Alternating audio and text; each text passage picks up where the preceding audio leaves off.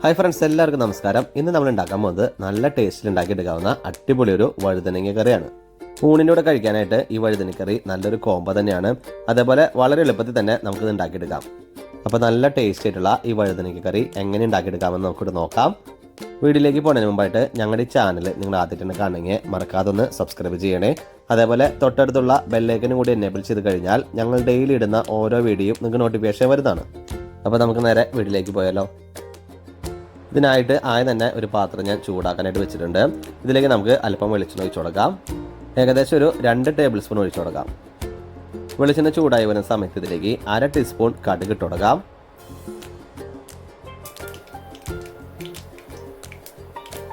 കടുകൊക്കെ നന്നായിട്ട് പൊട്ടി വന്നിട്ടുണ്ട്. ഇനി ഇതിലേക്ക് 15 അല്ലി വെളുത്തുള്ളി ചേർത്ത് കൊടുക്കാം.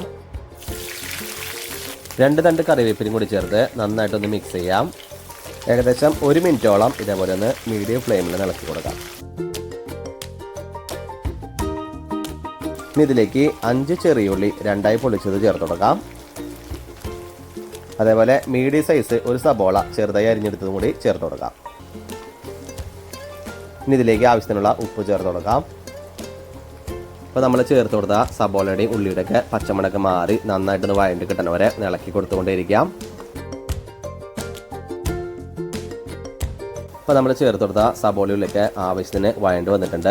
ഇനി ഇതിലേക്ക് നമുക്ക് അല്പം പൊടികളൊക്കെ ചേർത്ത് കൊടുക്കാം. അതിനായിട്ട് സ്റ്റൗവിൻ്റെ ഫ്ലെയിം ലോ ഫ്ലെയിം ആക്കിയതിന് ശേഷം 1/2 ടീസ്പൂൺ മഞ്ഞൾപ്പൊടി, 1 ടേബിൾ സ്പൂൺ മല്ലിപ്പൊടി, 1 ടീസ്പൂൺ മുളക് പൊടി,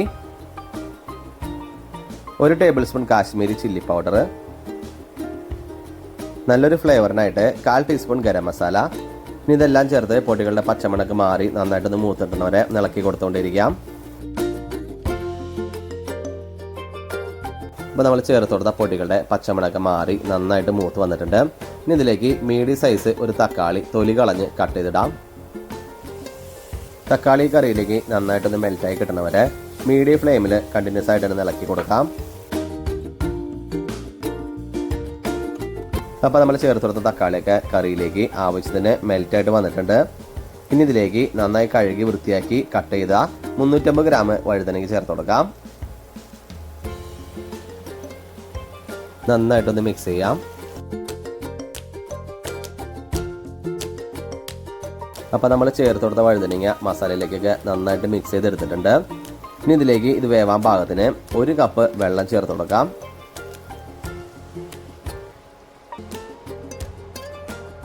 അതേപോലെ കുറച്ച് സ്വീറ്റ് ടേസ്റ്റ് കിട്ടാനായിട്ട് 1 ടേബിൾ സ്പൂൺ ശർക്കര ചേർത്ത് കൊടുക്കാം. ഇനി നമുക്ക് നന്നായിട്ടൊന്ന് മിക്സ് ചെയ്തതിന് ശേഷം അടച്ചു വെച്ച് ഒരു 10 മിനിറ്റ് വേവിച്ചെടുക്കാം. ഒരു ലോ ടു മീഡിയം ഫ്ലെയിമിൽ വേണം ഇത് വേവിച്ചെടുക്കാനായിട്ട്.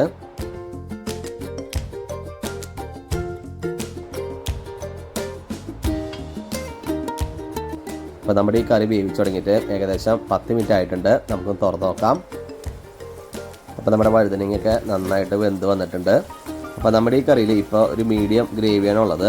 നിങ്ങൾക്ക് കൂടുതൽ ഗ്രേവിയോ ചാറൊക്കെ വേണമെന്നുണ്ടെങ്കിൽ അതിനനുസരിച്ച് വെള്ളം ചേർത്ത് കൊടുക്കുക. വെള്ളം ചേർത്തുള്ള സമയത്ത് എപ്പോഴും ചൂടുവെള്ളം തന്നെ ചേർത്ത് കൊടുക്കാൻ നോക്കാം. വളരെ ഈസി ആയിട്ട് ഉണ്ടാക്കിയെടുക്കാവുന്ന വഴുതനങ്ങ കറി ഇവിടെ റെഡി ആയിട്ടുണ്ട്. അപ്പോൾ നമുക്ക് സ്റ്റൗവിൻ്റെ ഫ്ലെയിം ഒന്ന് ഓഫ് ചെയ്ത് നന്നായിട്ട് മിക്സ് ചെയ്തതിന് ശേഷം ഒരു സെർവിംഗ് ഡിഷോട്ട് പാർത്താം. ഊണിൻ്റെ കൂടെ കഴിക്കാൻ പാകത്തിന് നല്ല ടേസ്റ്റിൽ വളരെ ഈസി ആയിട്ട് ഉണ്ടാക്കിയെടുക്കാവുന്ന വഴുതനങ്ങ കറി ഇവിടെ റെഡി ആയിട്ടുണ്ട്. എല്ലാവരും ഒന്ന് ട്രൈ ചെയ്ത് നോക്കാം. വളരെ എളുപ്പത്തിൽ തന്നെ നിങ്ങൾക്ക് ഉണ്ടാക്കിയെടുക്കാം. ചില നോർത്ത് ഇന്ത്യൻ ആളുകളൊക്കെ ഇതിൻ്റെ കൂടെ ചപ്പാത്തിയൊക്കെ വെച്ച് കഴിക്കുന്നത് കണ്ടിട്ടുണ്ട്. അപ്പോൾ നിങ്ങൾക്ക് ചപ്പാത്തിയുടെ കൂടെയും നിങ്ങൾക്ക് ഈ കറി ട്രൈ ചെയ്ത് നോക്കാം. അപ്പോൾ എല്ലാവരും ഒന്ന് ട്രൈ ചെയ്ത് നോക്കുക. എന്നിട്ട് നിങ്ങളുടെ ഫീഡ്ബാക്കൊക്കെ ഒന്ന് അറിയിക്കുക. ഞങ്ങളുടെ ഈ വീഡിയോ ഇഷ്ടമായി ലൈക്ക് ചെയ്യുക, ഷെയർ ചെയ്യുക. ഒപ്പം ഞങ്ങളുടെ ചാനലൊന്ന് മറക്കാതെ സബ്സ്ക്രൈബ് ചെയ്യുക. ജെ റെസിപ്പിയുടെ മറ്റൊരു അടിപൊളി വീഡിയോയുമായി ഞങ്ങൾ വരുന്നത് വരെ എല്ലാവർക്കും ബൈ.